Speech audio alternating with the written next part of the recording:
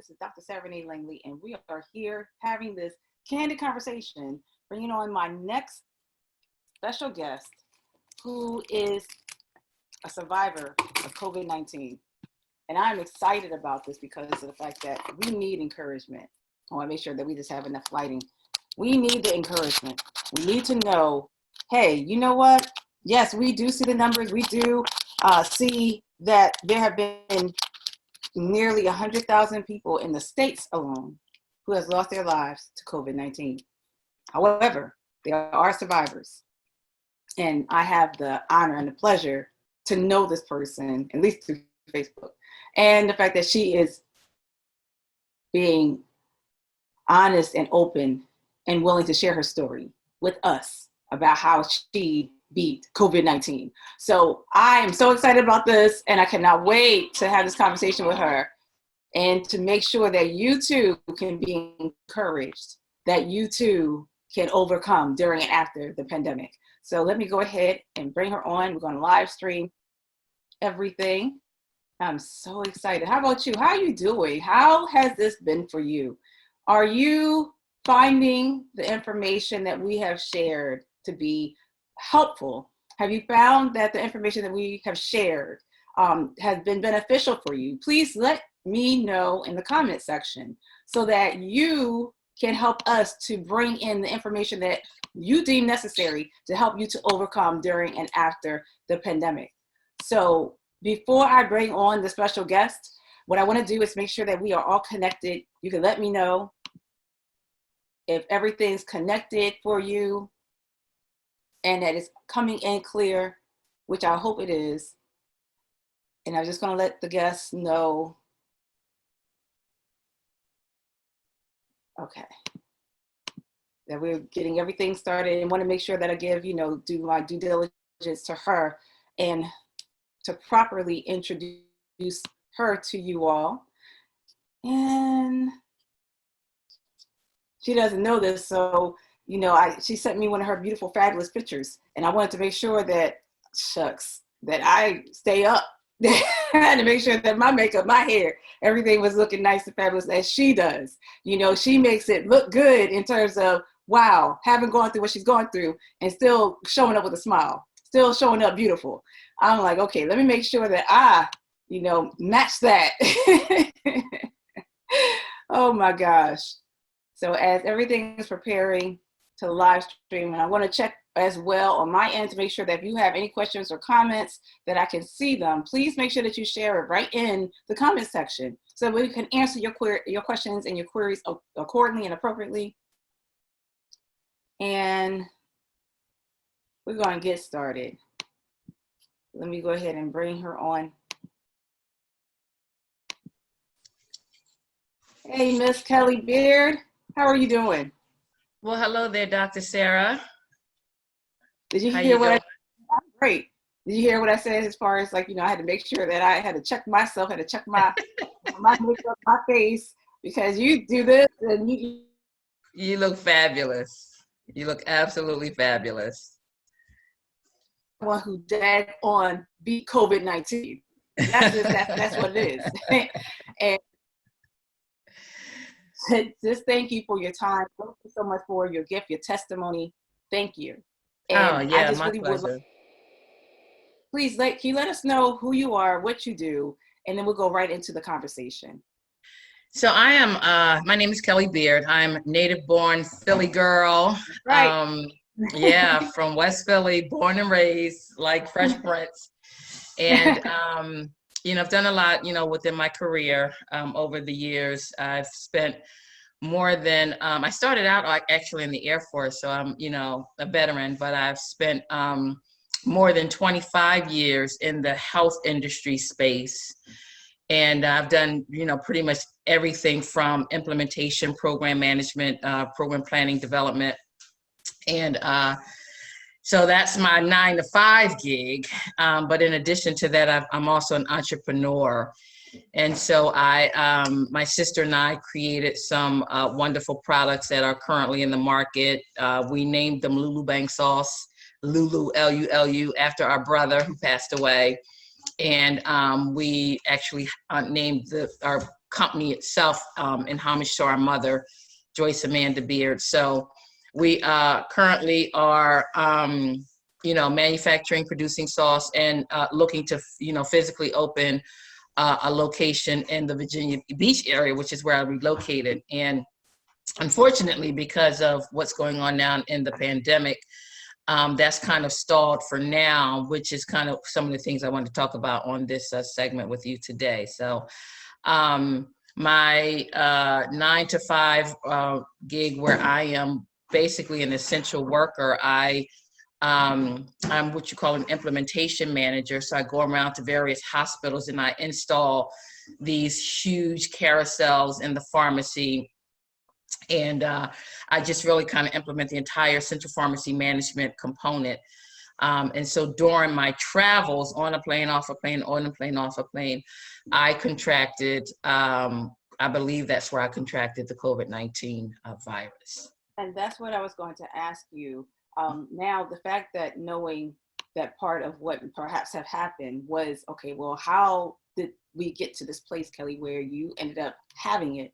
So first of all, thank you for your time. Thank you for sharing your message. And I cannot wait to dig in and have this conversation with you, this intimate, candid conversation. The fact that you are a survivor of COVID-19, because look at the numbers, Kelly, the numbers that we would see all the time, and how, first it was showing up in China, then, we would see, was it Italy? And then we seen it in other places, then it came to us. And then it's like, we suppose, as surpassed the number of cases, deaths compared to other countries. And it was like, wow, it's understandable that it can be so debilitating and so, wow, just too overwhelming just to see the numbers. And then when it started to happen home, in terms of, we know people personally who got the virus, who died because of complications of COVID-19. It was just too much for the psyche, and this is exactly why I wanted to do this whole May is Mental Health Month of overcoming during and after the pandemic, so that it can give hope, it can give encouragement that, yes, we are going through this, but we can overcome. We're resilient. And so we just have to remember that and keep that in our forefront at all times when we are, continually seeing the numbers and, knowing people who have passed away. The fact that this is beautiful, how you can speak firsthand about the whole thing. And that's what caught my attention when I saw your post about how, now we never met. I don't recall ever meeting you face to face, but we've been Facebook friends for some time. Right, yeah. And so we know each other. So we know each other, right? And so when I saw, I was like, wait a minute, I know Kelly. Even though I know Kelly, I'm like, wait a minute, I know her. Like, oh my God! So I'm just glued to the to my computer, like, listening to your story, whatever. Yeah. And then it took me out. Woo, Jesus. Now I'm only being my counselor hat, but hey, I have a personality when it comes to my counselor. Okay, so you're gonna get a counselor who has personality. Not saying that all counselors do not have personality. But you're going to get, y'all, if y'all been following me for 10 plus years as I've been on social media, then you know that I have a personality as well as the hat that I wear as a counselor. So you're going to get all. But my point is, when I saw it, I said, okay, wow. Yeah. It took me. And when you said that, what, for those who are faith-based, thinking that they couldn't get it. I'm paraphrasing what you said, what I got. And then I'm going to, of course, let you share your story. Absolutely. Like, you know what? And even for us Christians who are believing that, look, how could it happen to us? Because we're Christians, we believe. But I got it. I'm a believer. I ended up getting it. But my God is a redeemer. That, I said, you know what? Right there, that won it for me. Like, to remember that he still lives, he still reigns, he still rules. And to be in a position that you were in, to have contracted it or gotten it and being a believer, it was like, that was powerful. So please share with us. I think one of the things, to your point, I think that one of the misconceptions of being a believer is that we are supposed to be exempt from, illness. We're supposed to be exempt from persecution. We're supposed to be exempt from life challenges. And if you look in the Bible, and all you have to do is read your Bible, And you'll see from Genesis to Revelations that every last person had some kind of something that they had to deal with that really caused them to exercise their faith. So they had either a sickness, they had some kind of persecution, they were dealing with something. And so, us watered down Christians believe that we're not supposed to deal with these kind of things. And if we do, then we have a lack of faith, right? Yeah. So if something overtakes me, then, I've somehow missed the mark of God. And sometimes God allows things to happen so that his glory can be revealed. And even Jesus said that about the person that, had the infirmity from their childhood. They asked who sinned, the mother or the father when the child was ill. And he said, this was so that my Father could be glorified. And so I think we miss that in today's Christendom because we think that, we're not supposed to get it. And that's, I need to, first of all, dispel that myth. The second thing is we are in the world, but we're not of the world. And so if we're in the world, we're going to be affected by the world elements. But how we approach it really is predicated upon how we, our outcome from it, right? So we can't approach, things that happen in the world like they're not supposed to touch us. We elevate our minds in the fact that if we are touched by it, that the Father is faithful and just to deliver. He can deliver and he will deliver, but if he chooses not to deliver, he is still God. Just like the Hebrew boys, they said they were clear, like, my Father, don't be mistaken. He can deliver, but if he chooses not to, he's still God. And so that's, where I was in all of this. I came on early because I saw where a lot of us, meaning, those of color, thought that, this was, something that wasn't going to affect us. And then I saw where, the believers, the saints were even going a step further and saying, listen, we still gonna have our services. We still gonna do all this stuff because we just gonna believe God. And I'm like, wait, let me just raise my hand and tell you that this thing is very real and it is in the earth and we can pray it out. And we've been fasting and we've been lamenting, but the Father has allowed it. Now, I don't believe he sent it, but I believe he allowed it, right? So that he can ultimately get the glory out of us and get our attention as well. Yes. So, that's why, I was seeing all kind of, craziness within the body of believers that I just, I prayed about and prayed about. I said, Lord, use me. I've always said, here am I, Lord, use me. And so he enabled me to just, give my testimony, be completely honest. I could barely talk during that time, but he got me through it. And then, at that point, my pastor, Apostle Gilbert Coleman Jr., who literally walked me through this entire ordeal, just, encouraged me to continue to come on and let people know how I was progressing. And like I said, when I got it, Dr. Sarah, I'll tell you the truth, I did not know what my outcome was going to be, okay? I did not know my future. The only thing I knew was who held my future. And I knew that the Father holds our future. That's all I knew. And so I've been sharing this over and over again with people because we don't know what our disposition is going to be, meaning we don't know what our outcome is going to be because we don't know what's going on internally. And this disease is so horrific and it literally feeds on your vulnerabilities, right? And when I say that, I'm talking about the illnesses and the different variables that are going on within your body. It feeds off of that. It nests off of that. So if you're diabetic, it feeds off of that. If you have hypertension, it feeds off of that. And I was fortunate and blessed enough to at least be healthy enough for my body to fight it, to ward it off, and it just required me to I couldn't do anything but just, be in my bed. And my father, he just took care of me. He brought my breakfast, he brought my dinner, he made everything for me. And it was a battle for my life. So I'm grateful that I'm on the other side of it. But I'm going to tell you, it was definitely a fight for my life. My God. First of all, thank you. As I got the tissues out, because I'm a counselor, so we know to have tissues on hand. And this too. I've got my tissue. Everyone, first of all, thank you for joining us in this intimate conversation. I have the fabulous, beautiful Kelly Beard, a woman of God, woman of faith, who had contracted the virus, the COVID-19 virus. And she's sharing her testimony because she beat it. And she was sharing with us about what has happened. And as believers, for many of us Right. who are faith, who are believers, Right. that's where we thought that, I'm paraphrasing Kelly, and please, you can always jump in to correct me as well, because now we're finally, streaming in and to have people that's coming in to hear your story. Mm-hmm. The fact that a lot of times as believers believing that, all right, well, first of all, people of color thinking that we couldn't get it. Right. And then, believers saying like, you know what, I'm still going to show up for, church. I'm still going to give you that big church hug, and I'm still going to kiss y'all on you, because Right. it happened to me because, hey, I believe in the Lord Jesus I Christ. have faith. It's not going to happen. I have faith, Mm-hmm. and it's not going to happen to me. But respectfully, there have been many believers. There have been many people of color who have lost their lives. We're not exempt, as you said. We're not exempt.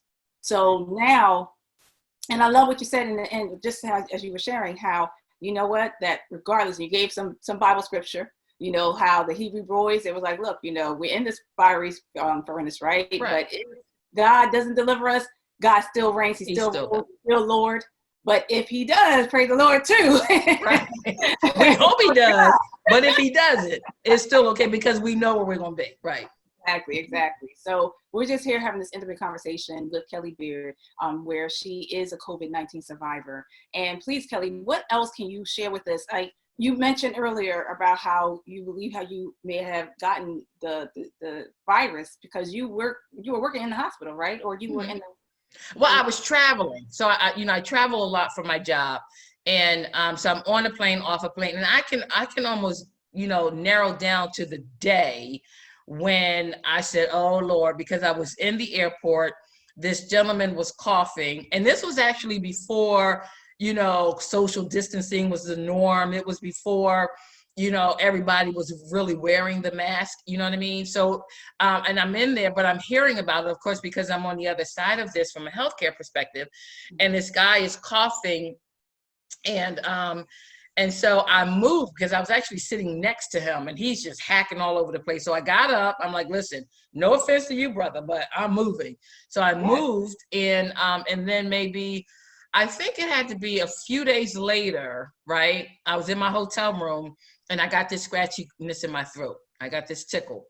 And so I'm treating it like I have just a normal, probably the flu. Maybe, I always take Theraflu. That's my go-to. Drinking Theraflu, hot tea, so the tickle went to a cough. And then the cough went with, was associated with the low-grade fever. And so probably within that 7-day window was when I, came home. I was still working. I'm still on conference calls and everything else, but I'm feeling like horrible. I went to the urgent care twice. Once they told me I had a cold. And once they told me I had just a respiratory infection, a virus. Neither time did they give me any, well, the second time they did give me an inhaler. They gave me albuterol and just sent me home. And then finally, I literally I couldn't get out of bed. My coughing was just labored. I felt like this build up in my air passageways that was just like something is wrong. And quite honestly, the Spirit of the Lord had to really tell me what to do, because every time I went to the hospital, they would just send me back home. Like it was nothing they could do because my pulse ox were normal, right?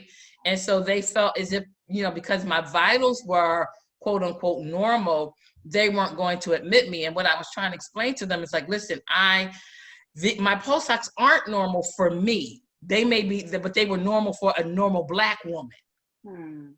Okay. But they weren't normal for me because I have, exercise regimen. I usually cycle about, 100 miles a week and just all of that. So my vitals, my heart rate is usually very low. And anyway, long story short, I had to go home and just pray, like, Lord, what are the things that I need to do?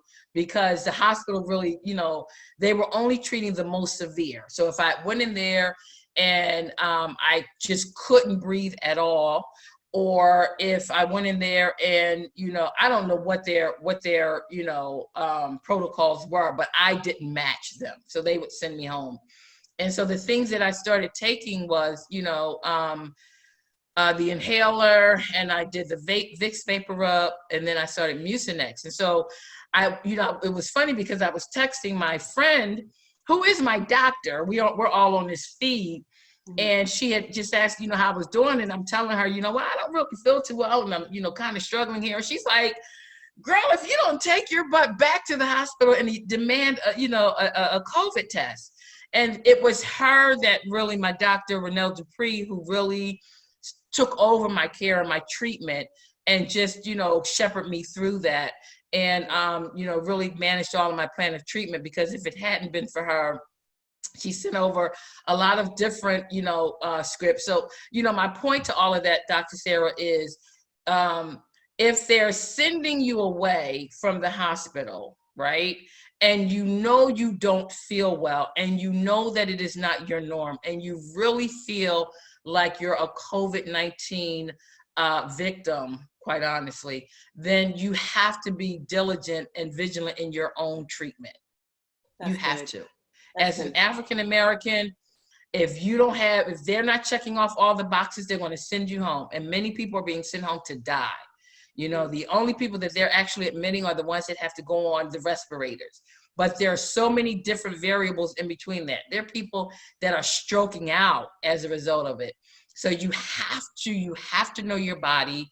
You have to know when something isn't right, when things are off, and you have to be, that advocate for yourself in terms of your care and your treatment, and demanding that you at least get a test, right? That's the most important thing, that you know what you're dealing with. It's nothing worse than dealing with an enemy that you know nothing about. Right. Thank you for that. What I got out of that was the fact that you have to advocate for your own health. Like, instead of them telling you what it is and what you should and should not do, and you're really like, look, this is something that is foreign to me and my body. This is not working for me, and I demand action. You need to take care of me because this is what's going on, and I don't want to die. So It's like you have to advocate for your own health, for your life. It sounds like, to get them to understand that, look, you should be, treated the same way like anybody else, in terms of trying to make sure that you're going to be okay. Right. Now, in fairness to the healthcare workers, a lot of them just didn't know, right? Yeah. And so it was very new. There were no protocols, right? There were no outcomes. They couldn't trend any data because there wasn't any, right? And so they literally were, the only thing they could do is treat symptoms. And I heard that. So I said, okay, well, I need to treat my symptoms. So here are my symptoms.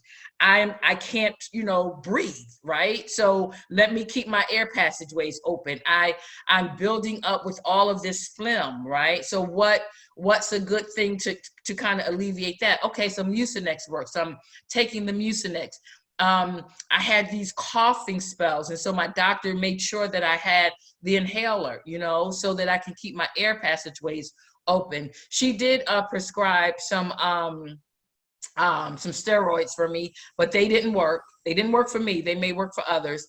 And then also a Z-Pak didn't work for me, but it could work for others. Because again, the other thing that I discovered with this virus is that there are, and it speaks to why there's so many different symptoms, right?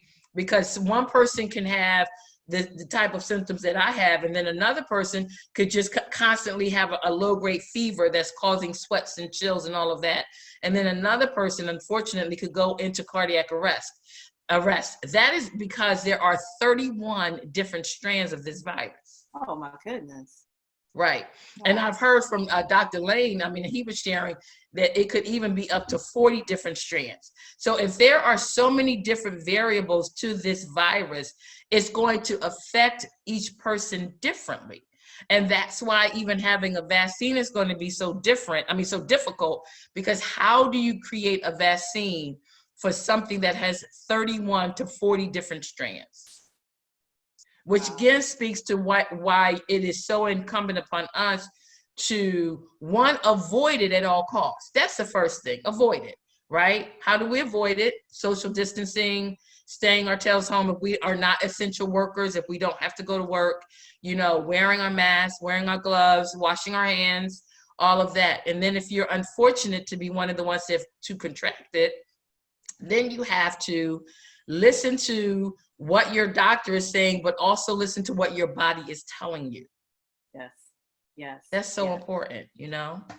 So thank you for sharing that. And everyone, again, thank you so much for your time. Thank you for joining into this conversation. This is May's Mental Health Month, Overcoming During and After the Pandemic. My name is Dr. Sarah Renee Langley, your host for Overcoming During and After the Pandemic mental health series all month long.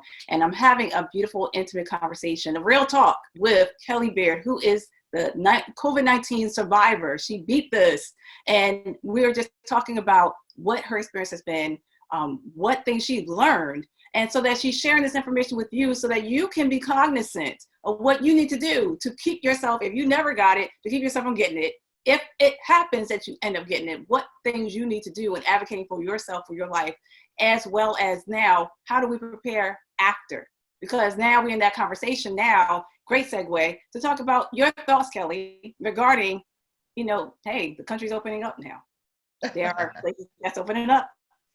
And, hey, I know that you've seen either on social media or on the media how you have certain spots where people are rushing in or have rushed in, whether Mother's Day in certain areas, whether, the beaches in certain areas, you see the difference between, and then you see some memes. I know I've seen a couple of funny memes where, I had to understand what the letters meant. Like, say, I don't care what they say, keep your, it's like, it was just amazing how you see the difference in how it's being treated, how certain people are being treated, but nevertheless, everything is starting to reopen. Even when we don't even have enough, like, is there a vaccine or do we have enough, So there's no vaccine and there's no cure and there aren't enough tests. So we're opening up. I would love to hear your thoughts. And everybody, I'd like to hear your thoughts as well. Y'all make sure that you put it in the comment section. So if you have any questions or comments for Kelly or for myself, you can put it right in there so we can address it accordingly. Kelly, please, what are your thoughts? Let's hear it. Everything's starting to open up again. Yeah, so I have a lot of thoughts on that. For one, I believe that the decision to open up is based solely on the economy not collapsing. And from a business owner perspective, I understand the concern. The challenge that I have with it is that yes, we have to open back up the economy, but now is not the time. And that's the issue that I have because one, as I just mentioned, there's no cure. There's no vaccine. There aren't enough tests. And we are setting ourselves up for a second and a third wave, where the second wave, if you listen to any scientist, any doctor, anyone in the medical profession, they will tell you that the second wave is going to be worse than the first. And so, we're now at over 80,000 deaths. And so you can magnify that number, multiply it, because now, this virus has penetrated. It's in the air, right? It is in our community. It's in, the United States. It's in the soil, right? So going back now, really, to me, it doesn't make any sense other than the fact that they want the economy to open.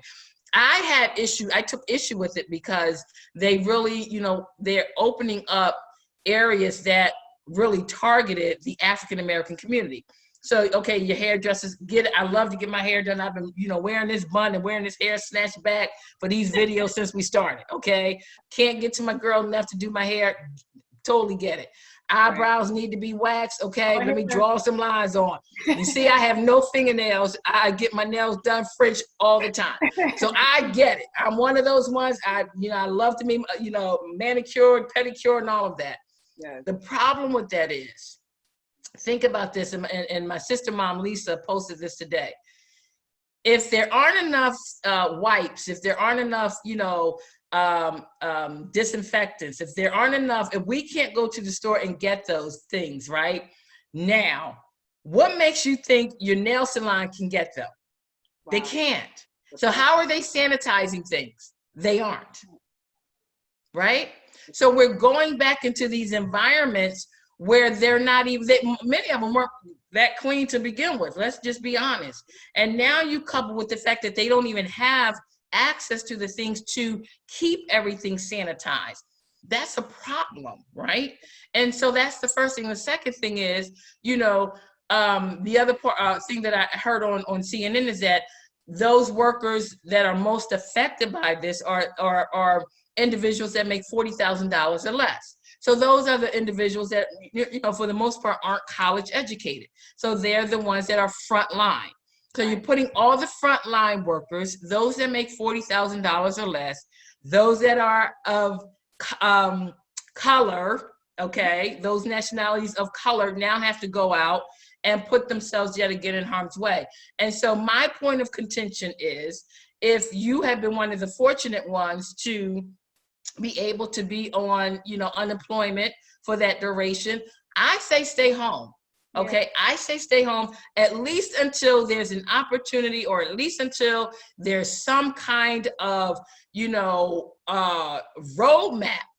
I'm not even talking about, you know, the actual vaccine, but at least provide a roadmap on how we're going to address this issue, how we're going to address this vaccine, how we're going to address, you know, keeping people safe and healthy, making sure that there are enough, you know, tests in our community. And thank God for the Black doctors that said, you know what, time out for this. You know, we're going to do, you know, you guys are going to take care of us, so we're going to take care of our own.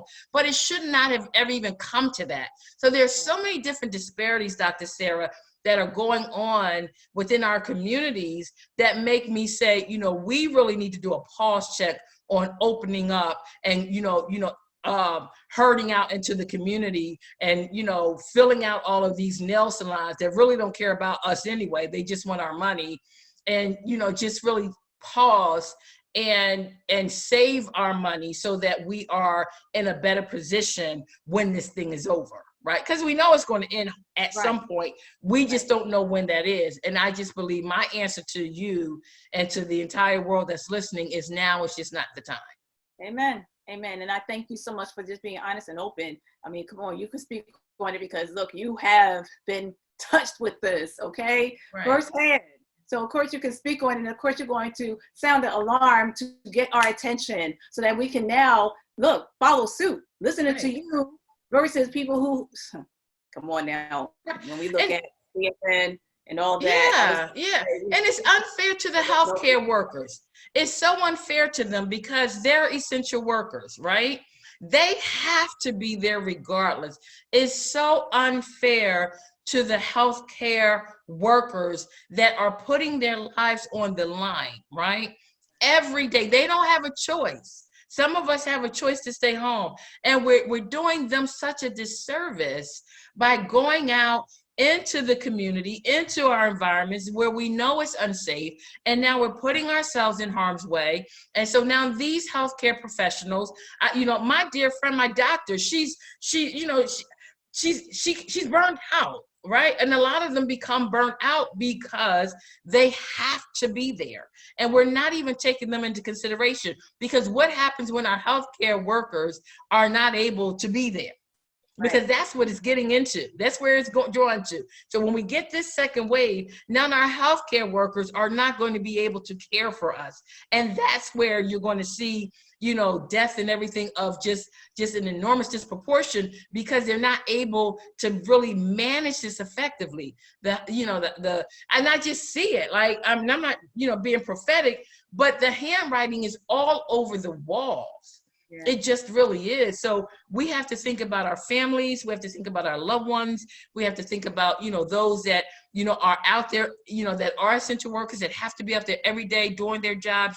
And we have to do diligence to exercise wisdom to stay home for this season. I don't understand why people just got a problem with staying home. I can tell you about that one. That's up in my lane. Yes, enlighten me. So here's the thing. So how I'm always looking at, well, why do we do what we do? From a mental health provider perspective, a few things would have happened. And y'all can correct me if I'm wrong. Y'all can always put it in the comment section. Let's chime in, let's have a real conversation here. Part of it initially was survival.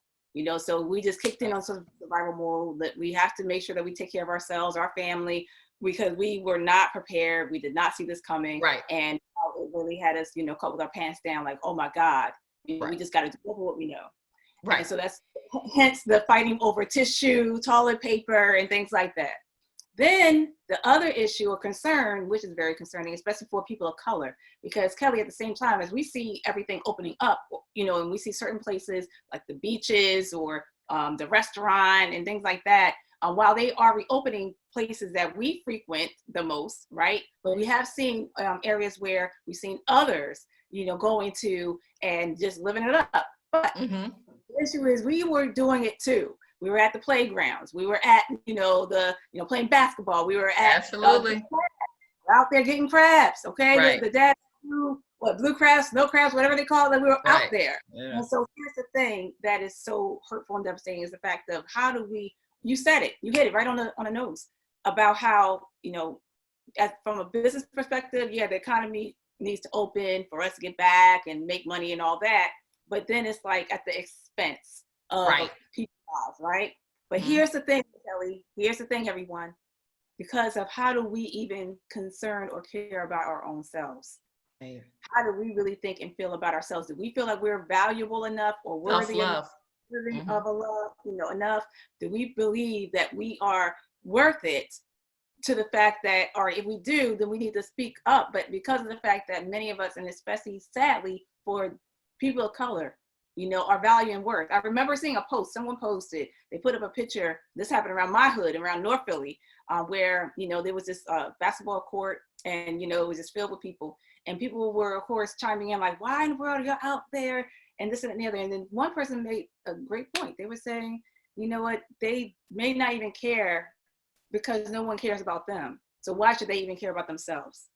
And that hit me because I'm like, psychologically, they were right. Like if you don't care enough about your own self or feel like your life is not even worth it, then what does it matter? Because it's already showing that based on how the economy, about how the government, how we hear it all the time on the various media, outlets, they don't care. They don't care about us. And then it's like an argument between like, no, they do care. That's why we're doing the economy, but it's at our expense. It's at our detriment. And when I say our, I'm talking about just human beings. It's at our expense to make a dollar. And I want to really say and drive this home to everyone that you do matter. You are important. You are valuable. You are worthy. You have worth and value that you don't have to put yourself out in harm's way because of the mighty dollar. If anything, then that's when the resilience and wisdom, as you said, kicks in. There has to be another way, that as opposed to like, this is the only way, and it's going to be till death do us part to do it. No, there's another way, and that's why we have a conversation. Go ahead, but to your point, and this was enlightening for me. I believe that's definitely a facet of it. But like I said, I've been in and out of hospitals a lot, and this was very striking for me. Some of the individuals that were working, they weren't African American. They were actually white, and they were challenged with having to wear a mask, and they were challenged with having to constantly, sanitize their hands, and they were, they were challenged with it, and they were challenged with it because no one that they knew of had it. And they said that because, I said, well, does anybody in your family have it? And they were like, no, I know of no one that has it. Right. And these were white people. I know of no one that has it. So to me, so they were saying like, to me, I just think it's just over the top. It's excessive. Right. It's not as bad as they're making it out to be. And I think that's the mentality of a lot of people, because unless someone, that they know has been affected by it, the aha moment doesn't click. Right. So, and that's why I continue to, to come on and just kind of sound the alarm like, hey, listen, I'm one of those people. You may not know me personally, but you know me through social media. But that's a real thing that and I think that's one of the driving factors, or one of the driving forces behind opening the economy, and why there are like all of these rallies and all of that, about their constitutional right, which is ridiculous, because nobody in their immediate circle has been affected by it, right? But you got to remember, this is the first wave. The second wave is going to be those individuals that felt like I'm untouchable or felt like it's not touching my community or my immediate circle. That's where that second wave is going to hit. And that's where it's going to be catastrophic. And so we have to be very, very vigilant to continuously say, listen, this is just this is the cherry on, on top of it. This isn't the sundae at all. This isn't the cake. This isn't the icing. This isn't any of that yet. We're just seeing a small trickle of it, and it's going to remain that way unless God miraculously allows for some kind of vaccine or some kind of healing protocol to actually manifest. Because right now, today, that's not the case. And so, we're looking at, okay, we don't really know I know a lot of people, but they're saying they don't know a lot of people that have it. But let's see what happens the end of July and August, because it takes around 7 to 14 days for this virus to kind of incubate within your system before it physically manifests. And, I know of 2 people right now that currently, have it. One is my cousin, right? And then the other one, unfortunately, is someone who is my sister's best friend from childhood. One made it and one didn't. And that's the sad reality. And so when you look at all those variables, particularly as it relates to our community and, the things that are driving this virus that determines what your outcome is, you're literally playing Russian roulette with your life because you just don't know what your outcome's going to be. And that is scary, right? That is so, and, and children, I think about children all the time, because my granddaughter has asthma, right? So she has a vulnerability that, this virus can feed off of. So my daughter, she's taking every precaution. I haven't seen my grandbaby since February, since my birthday. I have not physically been able to touch her, right? And if anybody's seen my post, that is my heartbeat. And my daughter has said no one can be around her until we know what we can do to ward off and to make sure that she's protected. And we have to do that, particularly our most vulnerables, our seniors, our children that have ailments. If you have some kind of a chronic condition, that's something that you have to take into consideration. Do you really want to go get your nails done and you're dealing with, some kind of chronic illness? Do you really have to get your nails done and you're diabetic? Do you really need to get your feet done? And, you're struggling with your own pre-existing conditions. Is that really necessary? How about we start doing some self-care and some self-love, right? How about we go and, if you want to get your nails done, buy your own little manicure set and get your own little Sally Hansen, hard as nails, and paint your own nails, do your own makeup. There are a million tutorials on how to do, eyeshadow and everything else. How about you do some own self-love, but keep ourselves safe? That's the most important thing. Just be safe and be sensitive. Use wisdom in all of this. Amen. You know what, Hilly? You got people riled up. They're just responding here. So I'm going to read a couple of responses for you. And thank you so much for what you're sharing. I think that thank you all for sharing as well, because this is the first step. This is the step to take, to have the conversation, to now, bring the collective together so that we can see what works out, right? Have to build our resources up. Don't just have one resource, but have multiple resources to see which one will work best for you at that time. Right. So here, Dr. Valika Moore, that's one of my good girlfriends, that's also a licensed clinical psychotherapist. She was just amen at everything you said. She said, hey, yep, just because you can doesn't mean you should. Yes, the health workers are burning out. That is true. I've been saying that people are getting lax, especially if they haven't personally been affected. And then Bryant had also said, he said, we will not necessarily need a vaccine. Hopefully, due to our natural ability to produce antibodies, hopefully we will not need a vaccine.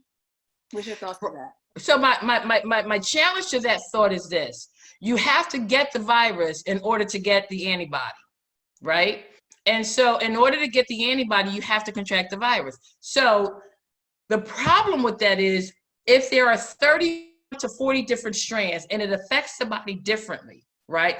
Who's to say that the strand of virus that I get isn't the one that takes me out?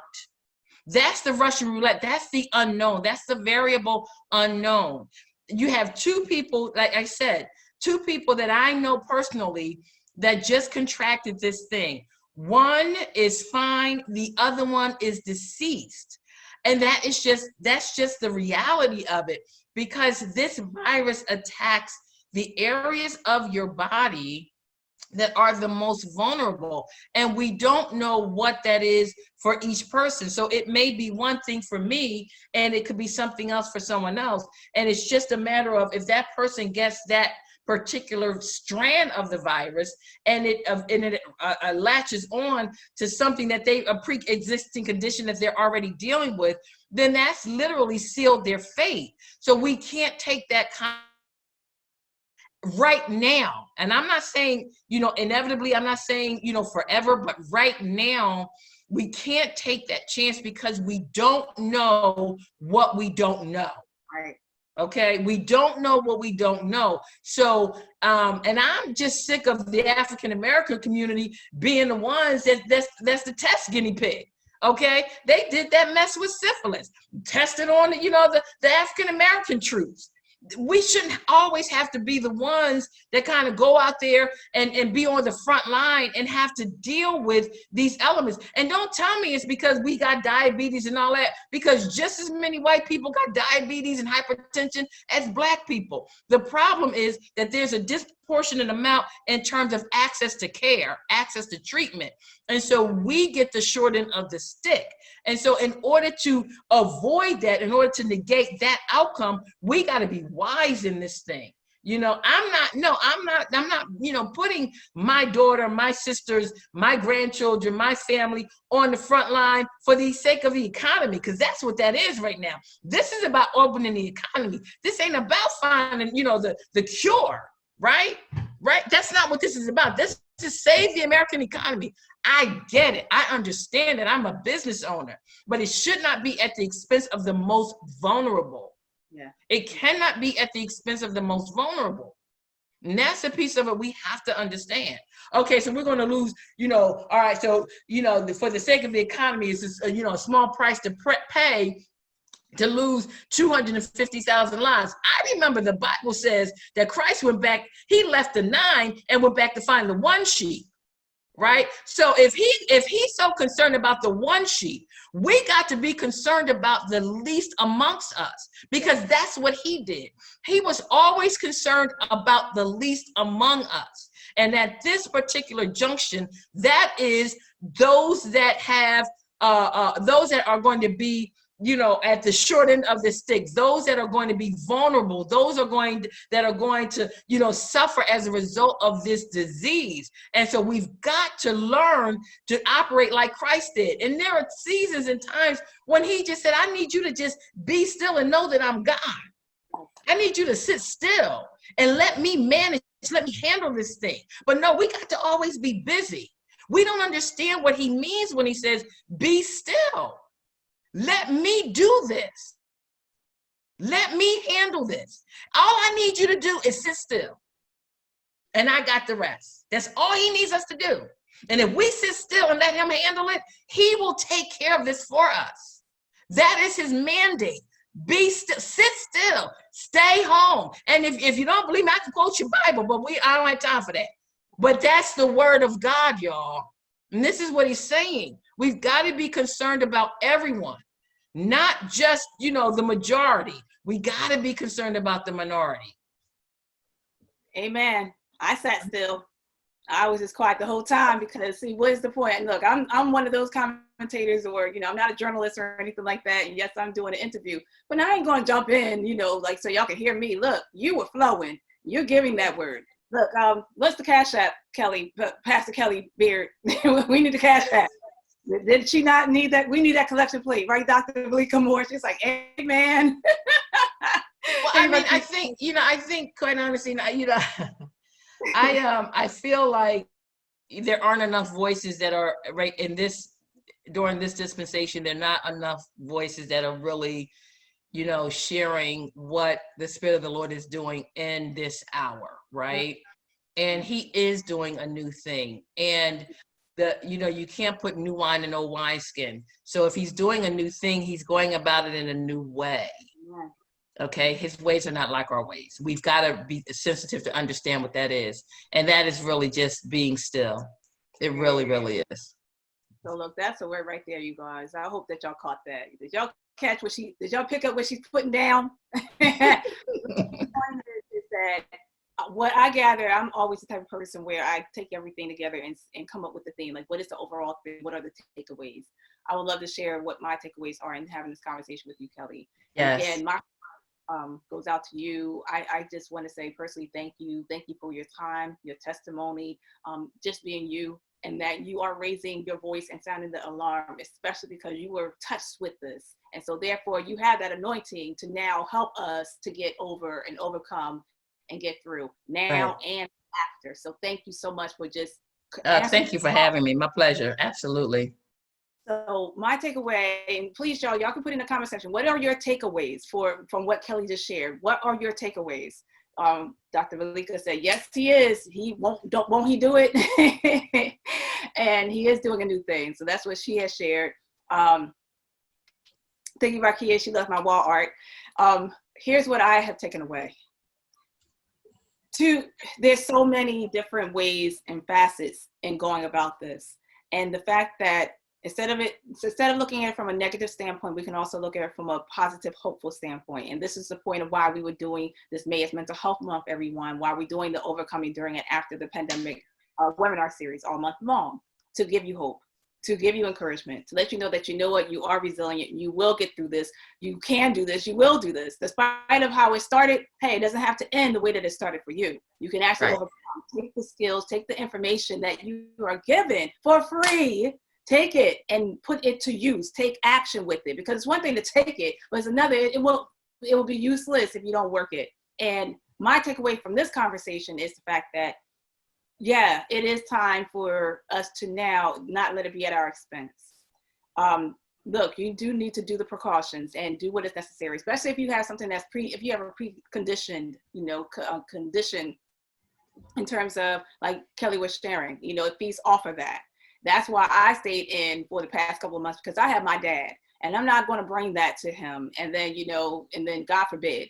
So you have to consider, which is the next thing, consider other people. Come on now. It's like, why are you putting yourself, you may not get it, fine, or you may not be impacted by it, but you may carry it and then give it to someone who perhaps have a precondition. They didn't even know that they had it too. There's times that people didn't even know that they had certain preconditions within themselves until it's too late. So consider your neighbor, consider the next person as well. Even though this is something that may have never happened, or people in your circle that didn't get it, so therefore you don't, which is the next point. The fact that, yeah, you may know people that didn't get it doesn't still mean that you won't get it, or that the next person won't. Look at the numbers, people, not for the sake of now being fearful or being disturbed or being distressed or being, like I said, being so scared about it, but to the point of being aware, being informed, so that you know what to do about it. And then the next thing is, like I said earlier, in regards to, yes, it's always two sides or more than two sides to every story, right? It's like you have people who don't find themselves valuable. They don't have enough worth to themselves. They don't think that they are even important enough, to the point that if the country doesn't care, why should I care? Right. But at the same time, you still need to do something. It's like you're still here for a reason. You're still alive for a reason. You're still here. So that means that there is something for you to do. Do meaning in such of, you have a call on your life. Like, you're here for a reason. You're not just here by happenstance. You are here. And because you have stumbled your way into this webinar, that means that God has something for you, for the fact that you even found your way in this conversation today. So don't count all the don't despise new beginnings, like small beginnings rather. Don't despise small beginnings. So look at what is going on and start to now just start thinking, like, what does all of this mean? Because the problem has been the three things that we lost in this whole, not this conversation, but in this whole pandemic, has been the loss of control, the loss of community and connection, and then the loss of purpose and meaning. But we're here to now spark it for you, to let you know that, Yes. Let's look at what you can control. Let's not look at what we cannot control. We can't control this, the economy starting to open. We can't control the government and them being at odds, which plays also a part while we're like kind of like apathetic, because it's like the people that we are supposed to be, we put in the office, and that's another conversation for another time. But the ones that are in office right now, and they're not all together, or they're like not on the same page. It's like, I can understand how that can be so disappointing, to say the least, right? That, okay, they don't even know or have their stuff together. So what in the world are we supposed to do? States and the government and things like that. But look, just focus on what you can control. You can control your actions, your responses. You can control your confounds. That's what you can control. And you're doing that by now being here on this webinar with Kelly Beard, with myself, being a part of this May's Mental Health Month and this webinar series, so that you can take the information and apply it accordingly. And then the last takeaway that I got from all of this is, you know what? We now definitely have to raise our voice and get prepared for after. What is after? See, it's not about lamenting and being stuck on, hey, it happened. It happened. We're in it. And now things are starting to open up. It's starting to get nice outside and things like that. And yeah, you may miss the outdoors. You may miss like how it used to be. But now it's about taking this time right now to sit still, to sit still and to start thinking and planning accordingly for what is to come after. Are you ready? Are you prepared now? Here's your second chance. You may not have been ready before. Here is your opportunity to get ready right now, to be still, to get the wisdom, to be led, to be discerning, to take what has happened and turn it into something beautiful for yourself. It's so many opportunities out here now for you to now do better. As a matter of fact, I've been encouraging a lot of people, Kelly, you know what? Maybe it's not about you working a 9 to 5. Maybe it's time for you to be your own boss. So that it's not a matter of you having to depend on, $1,200. What in the world? Be grateful for the $1,200, but come on now, is that going to really take care of you? Hey, maybe perhaps you should consider maybe what more things you can do that you never even thought was imaginable, that you have skills and talents that you can use to your advantage to be a blessing to others based on your gifts, and that it blesses you. So this is the time to just sit still and to think and to discern and start to get to know who you are. If anything, even if you thought that you knew yourself, there may be so much more about you that you have yet to discover, so that now you get to know your value, your worth, how deserving you are, how entitled you are, how important you are. Yes, that you do matter. And when you start to now realize that, then perhaps you won't be one of those people who are allowing yourself to now let it be at your expense for this economy to open, making it seem like the economy is more important than you. It's not. It's not. Your life is not the way to now make sure that money flows in. There are other ways, because we are resilient. Remember, there are things that you went through before that you never thought you can get out of, and guess what? You got out of it. So now here's the opportunity to get out of it again. You may not know how, but this is the way. We're showing you, we're sharing with you, we're rallying with you. We are with you and supporting in this fashion through this platform by us using our voices. Take this time to now get to know who you are and to build yourself up and to remember that you are resilient. You were able to get through it before. You will get through this as well. So those are my takeaways. That's all I got. Yeah, I just want to add one last point to that, and you definitely mentioned it, is the what's next. And I want to be sure that I say that being still and being idle are not the same. They're not synonymous. Being still is really, as you're saying, stop the busyness, really begin to prepare your heart and your mind and your spirit and your finances on what's coming next. What is the Father going to do in your life for this next season and beyond? And so what I have been doing is I've been trying to do it every week, but I've been starting to prepare people for the what's next, helping them because a lot of people just don't even know how to start a business. And we talk about that a lot. It's like, this overarching theme, but how to do it. And so I've been equipping people with the skills on how to start that process of what's next and begin to build the building blocks and layering on the foundation for that. So I would encourage everyone that as you're staying home, as you're being still, that you are preparing yourself so that you are never in a position again that you have to rely on that $1,200 check, that is not the end all be all, that you have sufficient savings, that you have sufficient income, that you have multiple streams of income. And I've been talking about that on my feed. So I encourage you guys to chime in and to look out for that, because I've really been sharing a lot of information that people don't share. Like, they kind of feel like, I got mine, you get yours, and they don't share it. I mean, I'm literally being open and transparent about everything you need to know, the good, the bad, the ugly, about, business ownership. And I invite you to share that journey with me. Amen to that. So y'all gonna make sure that you follow Kelly. I'm gonna ask you how to follow you. I wanted to read what Rakia had just shared. She said, exactly now it is getting scarier now that they are opening things up. So we will remain cautious and shut in. And as you do that, Rakia, making sure that you take this time to sit still and to prepare, to plan, so that now you are well prepared for the after, when the doors open, when it's time for us to get back into it. Because remember, you know what? We're not going into business as usual or business as normal. What we've known is no more.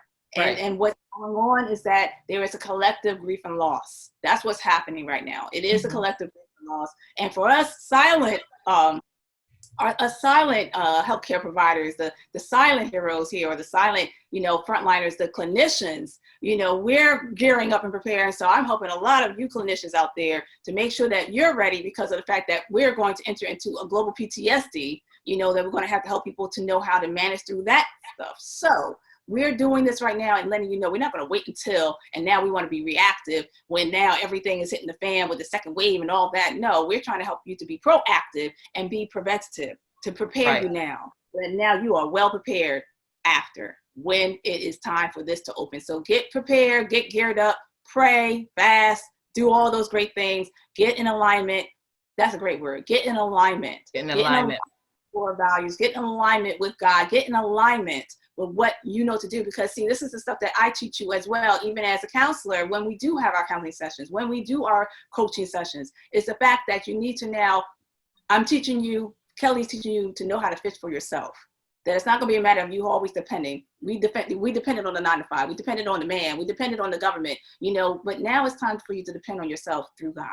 Right. You have the answer within yourself as well. You have the discernment. It's time for you to start paying attention. Use this time to not just sit still and prepare, but get to know who you are. Get to know who you are and what you possess and what you bring to the table. Look, we believe in you. That's why we're having this time. It's going into the time now. That's why we're making this time, because we believe in you. We know you can do it. And we're just empowering you to know that you can. So it's the matter for you to believe that you can do this. So, hey, that said, everyone, I just thank you so much for your time. Hey, Shane, how you doing? Thank you for tuning in. Thank you, everybody, for tuning in. We really appreciate it. Rakia has said exactly, no more normal. There is a new abnormal in place. Can't even mention the normal, but God. Hey, Jennifer, thank you for tuning in, everyone. So, yeah, we have to now prepare for this new normal. But here's the thing. This is your opportunity to create a new normal. Yes. You can create the new normal. It's not a matter of anyone creating it for you, business as usual, business as normal. No, here's your opportunity to create your own. That's a beautiful thing. That's the thing that I'm getting out of all of this, not just from here, but just hearing everyone. And like I said, bring the theme together, preparing for what is next and not letting that be scary. Yeah, the unknown is always scary. We don't know and all that. But hey, you know what? I'm not interested in that. And apparently Kelly is not interested in you guys functioning in the dysfunction anymore. It's not about trying to function in the dysfunction and trying to navigate because it's familiar and it's comfortable. No, it's time to get out of the comfort. It's time for you to now create your own way, as well as being prepared by now using this time to sit still and get to know who you are and preparing for what is next, so that it's no more functioning into dysfunction. It's going to be very functionable and helping you overall to be mentally healthy and holistically whole. So please, Kelly, how do they reach you? And talk about what you're doing. You said that you're teaching other, aspiring entrepreneurs about building their business or starting their businesses. So how do we reach you? Yeah, so all of my handles are the same, Kelly L. Beard. Just put an L between my first and last name, and you can find me on social media, Instagram and on Twitter, and also LinkedIn. But I have been on Facebook doing a live video, because what I found was, as I journey through this maze of entrepreneurialism, you really can't go to a book and learn all of this stuff. A lot of it is available, it's out there, but it's, you know, just it's hidden, and it's hidden from us. And so we make a lot of mistakes. We never do things professionally. You know, we don't operate, you know, with effective time management. We're always late with doing things. And so I've been, you know, committed to sharing all the basics. I mean, true business basics, one-on-one, on how to really launch an effective business, whether it's a product line or service. And just sharing everything from how to obtain your EIN number to do you need insurance or don't you need insurance, to, you know, how to get your barcodes if you have a physical product, all of these different things that people just really, you know, they have a great idea, but that's all they have. And they have no idea how to get it started, how to get it launched, you know, what's your marketing strategy, you know, how to develop your business plan, all of those things that, you know, I've been talking about. And so I encourage everyone that, you know, are in this phase of, okay, I really, really want to do this. How do I start? Like, where do I begin? You know, I've been sharing with individuals how to do that. So I encourage everyone to, you know, kind of journey along with me on that. You can find videos on my page. And I'm actually going to be doing another one tomorrow evening. So I think the time is going to be 7 o'clock, but I'll make sure I post it up there. I like to do it after like, you know, the services and all that start, you know, have gone on. So, you know, you go to church, get your praise on. And this is what I found, that people get their praise on and, you know, they're pumped, they're ready to do something, but they don't know how to start. And so that's where I come in. I'm going to help you get started. So join me, Facebook, Kelly L. Beard, Twitter, Kelly L. Beard, Instagram, Kelly L. Beard, LinkedIn, Kelly L. Beard. I'm all the same. And fortunately, there aren't too many Kelly Beards out there, so you'll be able to find me. Awesome. And thank you, Dr. Sarah, for, you know, having me. I think that this is such an important conversation. I really appreciate you just sounding the alarm and you just giving some nuggets on how to mentally keep our minds, you know, in a positive light so that we can get through this and that we can come out on the other side successful. So thank you for what you do. It really, really is a blessing, and it's definitely impacting the kingdom in a tremendous way. Amen. Thank you so much for that, Kelly. You're welcome. Kelly, this has been amazing. This was fire. Okay, this was fire. And we just appreciate you and your fire and bringing it and helping us to now be consumed, to now be refined, you know, as we get over, as we now overcome during and after the pandemic. So again, thank you for your time and for your story and just being Absolutely. here. Thank you.